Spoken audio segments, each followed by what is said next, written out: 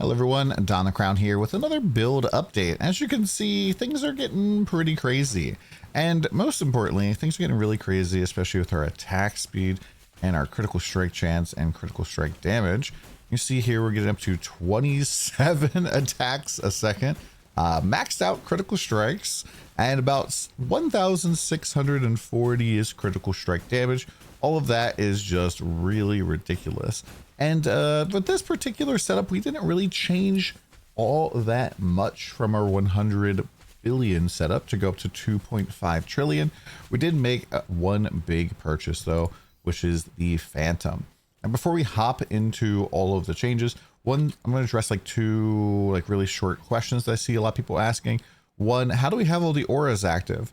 Well, I actually have 2 of the auras disabled here. And I only really run one of my 50% auras and either my Thunder Magus for bossing single target, or I switch over to Flame Focus for clear, because this kind of explodes enemies and just feels a little bit better for that type of content. And then the other one is just disabled. If I really want to go fast or something, I can turn on Swiftness. Maybe we'll be able to fit in more auras, but if you don't put an aura in there, it just warns you the entire time that you have an empty slot, which I find to be very annoying. So the big upgrade here is Phantom. Now, if you first price check Phantom here, you might be like, oh, this is cheap. I can get this. What's going on? Why is this so expensive? Well, the real problem is that Phantom has a random line on it. And so this third line here can be multiple different auras, and only the weapon amplification aura helps us. There's a line that gives you spell amplification, but since we're already getting that on our belt, it's not going to help us here because we already have the aura. And so we can't get it in 2 places. And so when we go and we look for weapon amplification, the price goes up by quite a bit. And the price has actually gone up since I purchased mine. Hopefully this will go down. There's a whole bunch of them, and I'm sure people will start farming these even harder from the candle bosses.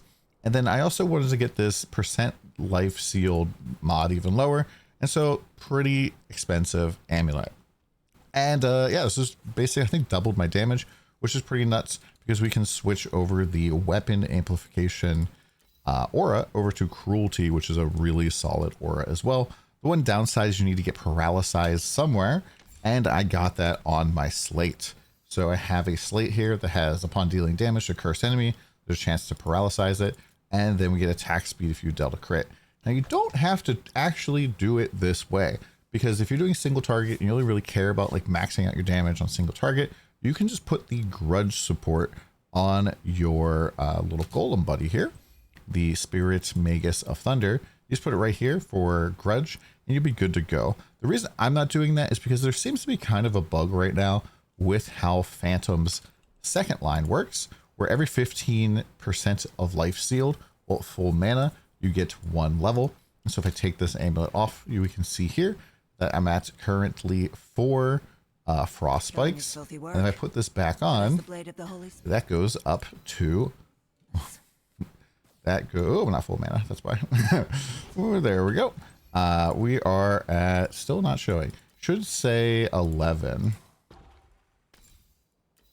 Here, let's try that. Okay, so plus 11 here on frostbite. Now if you are pretty good at math, you might have realized that 7 times 15 means 105% of my life, which makes me think that there's some shenanigans going on with seal compensation or something like that going on. You want to have as much of your life consumed as possible, because if I add in a slot here and it drops me down to 4% open, this actually drops back down to 10. So having as much of your life taken up as you possibly can is really quite good in this situation here, which is, why we're squeezing as much of stuff in there. The other big things that we changed about the gear, actually the other big thing that you can do probably super duper easily is in the Arcanist tree. So the Arcanist tree, we have mana on our slate, and we found that going full load over Mind Focus is just way better. Mind Focus seems to cut the damage down by quite a bit. We lose all the Focus Blessing stacking, just for some more flat fizz, which you already get a ton of flat fizz from our shield. And then full load gives us another multiplier, which is really great, because if you are playing the build, you've been struggling to get a slate that's going to fit into the build, the options for you now have just exploded, because all you have to do is just pick mana, and then you can go and take any other things that you want. You don't necessarily need to take mind focus, full load, or mana. These are all like probably pretty expensive on slates. There is a ton of things out there that are pretty good. Stuff like gravity, for example. You could do falling leaves, for example, is a very strong one because none of our damage is coming from weapons. There's additional attack damage. Don't worry about getting fervor on anything. You're not going to need that for crit. But there's just so many different passives that are very solid. You don't need to do that anymore. And so it's going to save you quite a bit of money, I guess, on upgrading your character and on just like gearing up in general. Now, the stuff that not going to save you money is getting everything up to tier 1. I got my attack speed up here to tier 0 as well. And I got to tell you, my crafting RNG yesterday was pretty stinking horrendous. We probably could have been at like 4 trillion, maybe even 5 trillion today. But this particular chest here did not want to get tier 1 damage taken from mana before life. And the reason why I needed this is because I was using a slate that was giving me a little bit of that mind over matter effect. And so I couldn't put in a damage one. So I probably put this slate back in. We had this before the previous setup, but now we have the paralyzed one as well. And so we have a whole bunch more attack speed. Getting more attack speed is just really powerful because more attacks per second means that we consume more mana. The more mana we consume, the more crit that we get, the more flat fizz that we get. And it's also just life. And so if you see my mana over here, as we attack, the mana is just going to shoot up the second we hit the mercury cap. And that is how quickly we're recovering our life all of the time. And so this is really, really good stat. The other stuff that I have here on slates, these aren't very good yet at this point, but I wanted to get this blessing, tenacity, and agility whenever you get focus. You really do need to have a consume slate. This is priority for the build. If you're like missing a lot of damage, not really sure why, make sure that you have a slate that has consume on it. And then I'm pretty much just getting mana as many places here as I possibly can. I have max focus blessing. I have this penetration mod, which I don't think is really all that good. This is kind of what I could get at the time. Mana per 6, I think is fine as well. I don't know how useful that is for me at the moment. I don't necessarily have a lot of intelligence yet. More damage here to frostbitten. This attack speed and cast speed when full mana is a really great mod as well. More mana, more attack speed, and then less damage taken for every elemental damage taken. This is pretty good for things like the dragon breath and other things that hit you for multiple different elemental types. I'll just give you a little bit more defenses. But in terms of the passive stuff, that's kind of what we got. Pretty much, I was looking at rings right now, and I think that rings, for example, with the dream mod, this 20% of physical added as cold is probably the best in slot modifier that we can get. Obviously, this negative max agility really sucks, but I think this physical as cold is really great. So highly recommend this for sure. I'm probably going to be eventually going and getting my mana from life up here to tier 0. And then I'm going to get tier 0 on my boots as well. And we are probably going to go and take it off here from the helmet and get probably, I think, plus support gems here on the affixes on the suffix. I think it's a very solid one.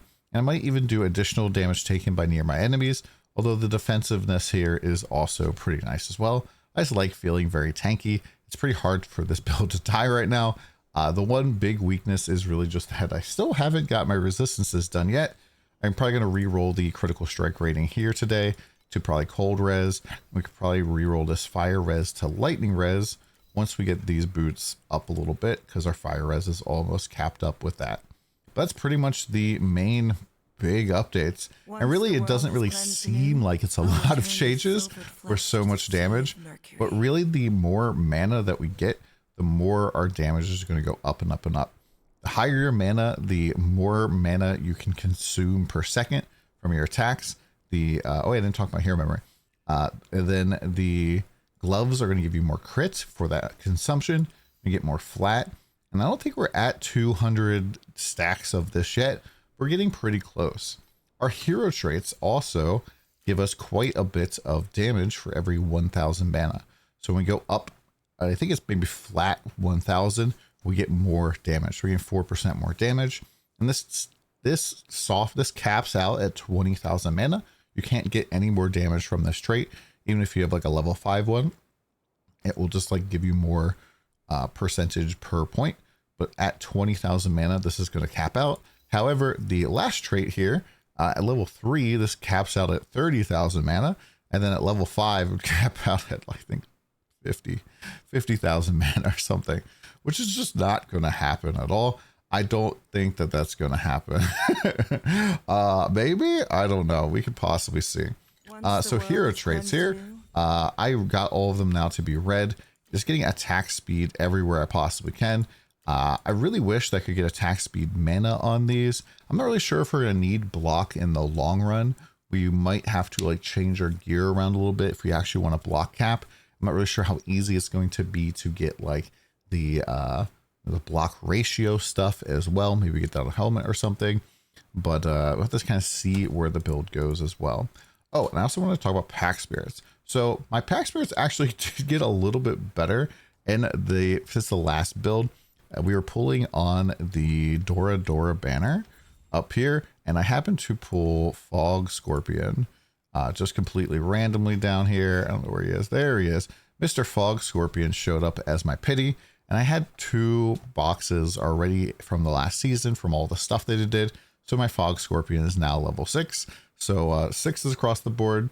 It does provide quite a bit of damage. However, even if you're doing half of the damage of what we're doing right now, it's probably still going to be fine. And I definitely think that this build can go very far beyond 15 trillion. And so pack spirits, while they help, they don't necessarily like make or break a build in terms of like, if you don't have this, you can't play it type of thing.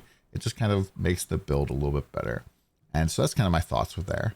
I'm very excited to keep farming here. I could, talk for a long time. Really, the big upgrades are going to be getting like my ultimate affixes up to tier 0, getting my armor pen situated here.